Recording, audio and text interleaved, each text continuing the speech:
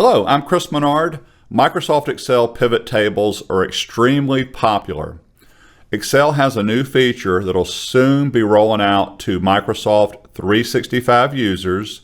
They have updated the recommended pivot table feature. So recommended pivot tables is available now. This is just an update that's coming out. Let's go ahead and look at this right now. I have a spreadsheet up. It's got 2 years of data. I've got different car manufacturers on here: Toyota, GM, Nissan, Ford, and just some other data that I threw out here.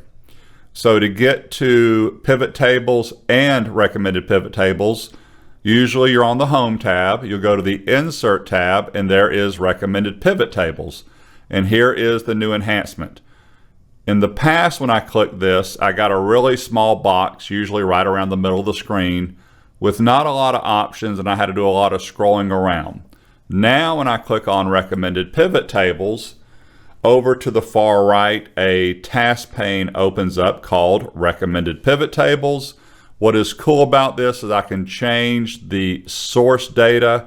Right now it is picking up the worksheet that I'm on called 2 years. It's picking up A1 through G1000, which is correct. A1's got my header row. And then even down below here, it's given me different options. If I slowly scroll through here, you'll see what it's doing.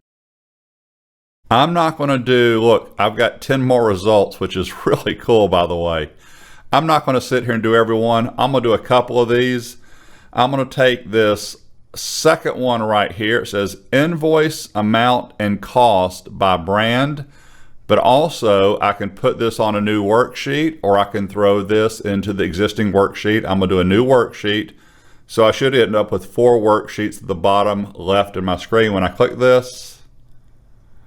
And there we go. Look at that. Just a couple clicks to figure out all the car manufacturers. It summed up the invoice amount and it summed up the costs.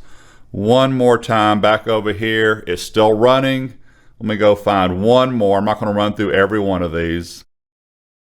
This time I'm going to take the, here we go. This is a cool one. The invoice amount by dealership and brand. Let's again, new worksheet. In real life, I would make sure I rename every one of these worksheets in real life. There you go. Cool feature, should be coming out soon. Right now, beta users have it on the PC for Microsoft 365.